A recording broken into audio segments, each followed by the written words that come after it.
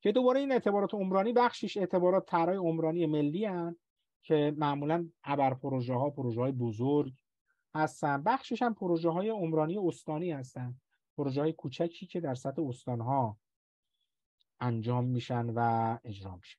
خب این طرحهای عمرانی، چه طرحهای عمرانی ملی و چه طرحهای عمرانی استانی، خودشون به 3 قسمت تقسیم میشن: طرحهای انتفاعی، طرحهای غیر انتفاعی و طرحهای مطالعاتی. خب اینا فرقشون چی عزیزان؟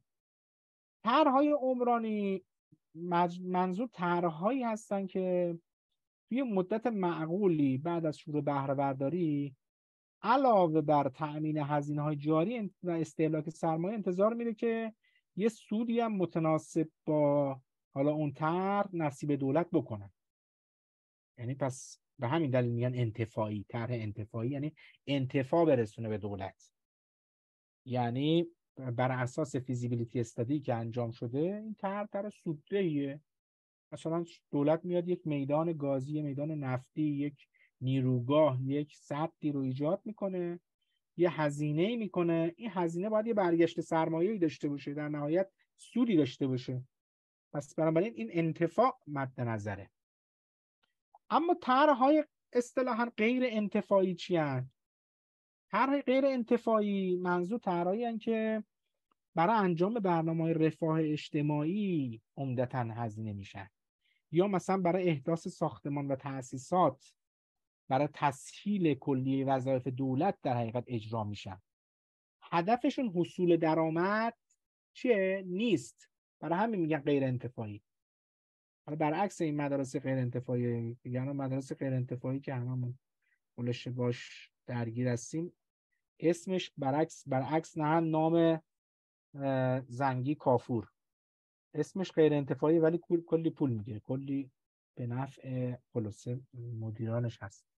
حالا این طرحهای غیر انتفاعی هدفش سود برای دولت نیست، بلکه هدف چیه؟ هدف اینه که دولت بر اساس این یک اشتغال ایجاد بکنه، هدف یک رفاه اجتماعی رو برسونه، یک ساختمانی بسازه، یک تأسیساتی بسازه که این تأسیسات و ساختمان برای تسهیل وظایف دولت به کار میره. هدف حصول درآمد، بلکه بیشتر پشتیبانی کارهای دولت هدف هستش. و همین در این غیر انتفاعی انتظار سود نداره از طرح غیر انتفاعی. و بخش سوم هم طرحهای مطالعاتیه، یعنی طرحهایی هستن که بر اساس قرارداد دولت با مؤسسات علمی، دانشگاه‌ها، اینها یک مطالعات خاص و تخصصی برای بررسی موضوع خاصی به یک مجموعه پژوهشی سپرده میشه و یک مطالعاتی انجام بشه. من جمله مثلا مطالعات قبل از طرحها.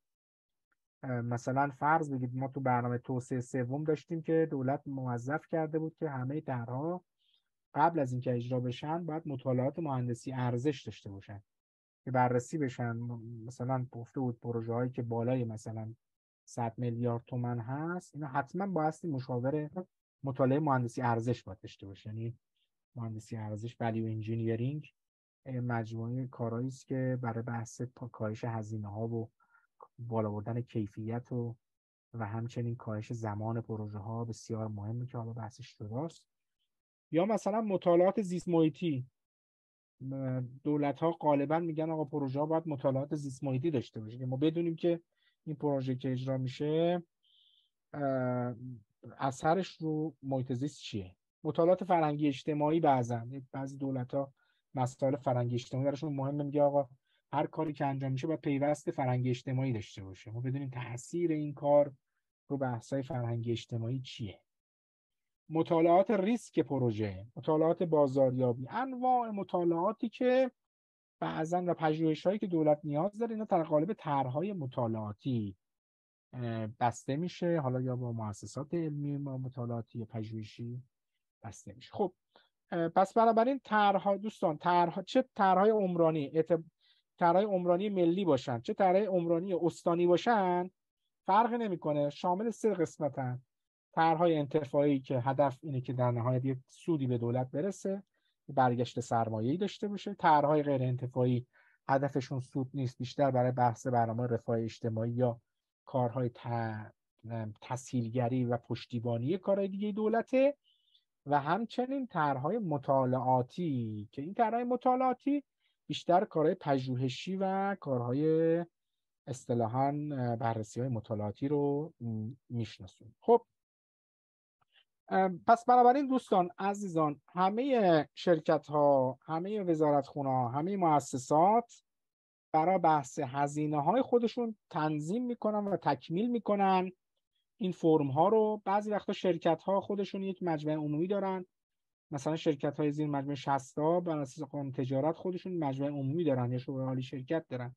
بایستی بیاد اون بودجه‌ای که اینا تنظیم میکنن و میخوان بدن به دولت، باید بره در شورای عالیشون یا در مجمع عمومیشون بایستی تصویب بشه و بعد از اینکه تصویب کردن اینها رو میفرستن به وزارتخونه تابع خودشون یا به سازمان مدیریت و برنامه‌ریزی و سازمان مدیریت و برنامه‌ریزی اینها رو جمع‌بندی میکنه و بودجه مورد نیاز وزارتخونه و مؤسسه دولتی رو جمع‌بندی میکنه. معلوم میشه که مثلا وزارت نفت مجموعاً اینقدر درآمد داره، اینقدر هزینه داره، یعنی تلفیق درآمدها و هزینه‌های وزارتخونه‌ها توش در میاد. خب ما در بودجه علاوه بر بخش درآمد و هزینه‌ها یه بخشی داریم تحت عنوان تبصره‌ها. توجه میکنید تبصره‌ها، این تبصره‌های دولت چه حالا هم تو بودجه ملی اینو داریم، هم تو بودجه محلی اینو داریم، هم بودجه شهرداری‌ها یه تبصره‌هایی دارن، هم در بودجه‌های ملی ما تبصره‌هایی رو داریم که این تبصره غالباً بحث نحوه خرج و تأمین منابع اعتباری هست.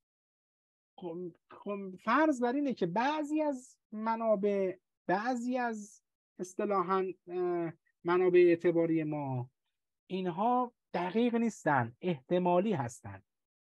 یعنی با توجه به عدم قطعیتی که در تأمین بودجه هست، بعضی از منابع اعتباری ما به قطع نمیتونیم بگیم که آقا چقدر تأمین میکنه. بخشی از تبصره ما شامل این هاست، چون عدد قطعی نیست ما تو تبصره میاد.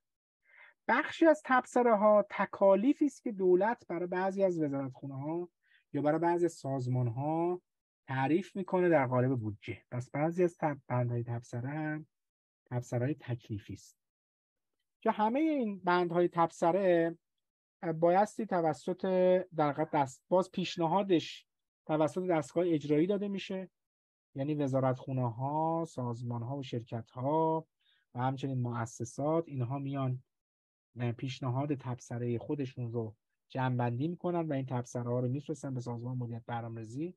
سازمان مدیریت برنامه‌ریزی اینها رو جمع‌بندی میکنه، به ستاد بودجه خودش ارسال میکنه و در نهایت با تلفیق این تبصره ها و مقایسه این تبصره ها با تبصره های سال بعد، به خصوص سال قبل خصوصا و سالهای قبلی که بوده، تنظیم میکنه تبصره ها رو برای در لایحه بودجه میگنجونه. معمولا ابتدای لایحه بودجه این تبصره ها میاد، بعدش درآمدها میاد، بعد هزینه ها میاد. پس بنابراین لایحه بودجه‌ای که در هیئت وزیران بررسی میشه و تصویب میشه 3 بخش داره. یه بخش تبصره هاست، بعد از تبصره ها ما درآمدها رو داریم و بعد هزینه ها رو داریم که این لایحه بودجه آماده شده توسط سازمان مدیریت برنامه‌ریزی میاد به هیئت وزیران و هیئت وزیران چیکار میکنه؟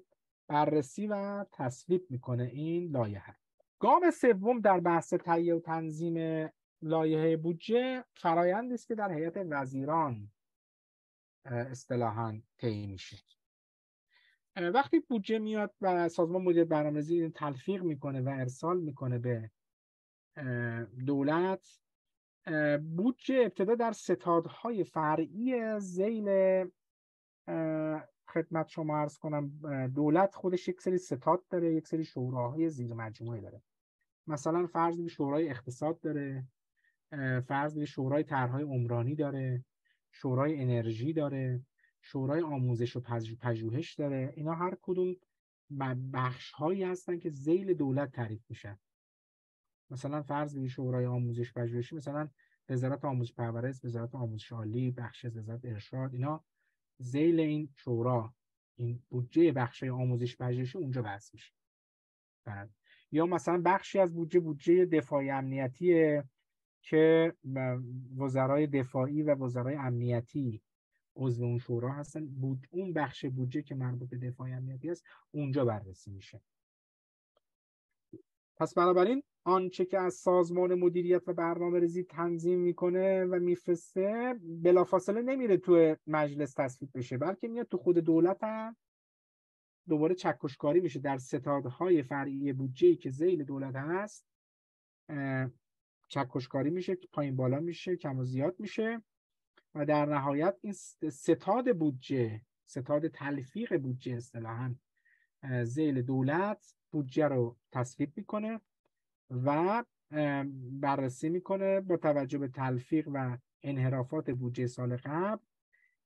معمولاً شورای اقتصاد که از طرف کل دولت میاد تصویب میکنه قبل از اینکه بیاد در هیئت وزیران تصویب بشه. شورای اقتصاد تغییراتی که ستادهای فرعی دولت دادن رو دوباره بازنگری میکنه، بودجه رو و تبصره‌هاش رو بررسی میکنه، آخرین نظرات رو اعمال میکنه، با سیاست‌های کلان ابلاغی از نهادهای بالادستی اینها رو بررسی میکنه که اون سیاست‌ها کلان چیز نداشته باشه، به نوعی انحراف نسبت به اونها نداشته باشه. و بعد شورای اقتصاد این رو چیکار میکنه؟ تصویب میکنه. شورای اقتصاد اینو تایید کنه. آیا این چیزی که شورای اقتصاد تایید کرده دوباره تو هیئت دولت تصویب میشه؟ نگه نه. دوباره چی میشه؟ این چیزی که شورای اقتصاد تصویب نهایی کرده برای چک و کنترل نهایی دوباره به سازمان مدیریت برنامه‌ریزی برمیگرده. چرا این اتفاق میفته؟ برای اینکه اونجا اون بودجه‌ای که سازمان مدیریت برنامه‌ریزی داده به هیئت دولت در نهایت بعد از اینکه از شورای اقتصاد در اومد تغییراتی کرده. هزینه‌ها کم شده، درآمدها زیاد شده، تبصره‌ها تغییر کرده. اون کانسیستنسی و اینتگریشن و تلفیقی که باید بین درآمدها و هزینه‌ها باشد، اون خدمت شما عرض کنم چه بسا تغییراتی که شورای اقتصاد داده، ستادهای فرعی قبل از شورای اقتصاد در بودجه دادن، اینها اون تعادل بودجه رو به هم زده باشه. تبصره هایی که اضافه و کم کردن چه بسا اینها اون اینتگریشن و یک پارچگی بودجه‌ای که مد نظر بوده رو به هم زده باشه. لذا سازمان مدیریت برنامه‌ریزی میاد و نظرات خودش رو در خصوص تغییراتی که داده اصطلاحاً شورای اقتصاد جداگانه کامنت می‌نویسه که آقا من با این موافق نیستم به این دلیل، با این تغییر موافقم به این دلیل، نظرات خودش رو میده. و این نظرات سازمان مدیریت برنامه‌ریزی به همراه مصوبه شورای اقتصاد میاد تو هیئت دولت. حالا هیئت دولت قشنگ کارش سختی نداره، میگه خب شورای اقتصاد اینو تصمیم گرفته، با این مواردش که خدمت شما سازمان مدیریت برنامه‌ریزی مشکل نداشته، خب تایید، یه چند تا کامنت سازمان مدیریت برنامه‌ریزی رو با اینو مخالفه، راجبش بحث میکنن. هیئت دولت میگن خب حق با کیه؟ حق با سازمان مدیریته یا حق با شورای اقتصاده؟ اونجا بحث میکنن و جمع‌بندی میکنن. ممکنه حق رو به سازمان مدیریت برنامه‌ریزی بدن، ممکنه حق رو به شورای اقتصاد بدن. به هر حال آخرین اصلاحات رو هیئت وزیران اعمال میکنه و تلفیق نهایی بودجه رو اونجا انجام میده و بعد از تصویب در هیئت وزیران لایحه بودجه میره برای چاپ میشه و رئیس جمهور هم اون رو لایحه بودجه رو امضا میکنه و برای تقدیم مجلس در یک روز خاص برای به مجلس ارائه میکنه. خب این کل مراحلی است که برای بحث اون راند نفسگیری بود که دولت برای بحث تهیه و اصطلاحاً پیشنهاد بودجه ارائه میکنه.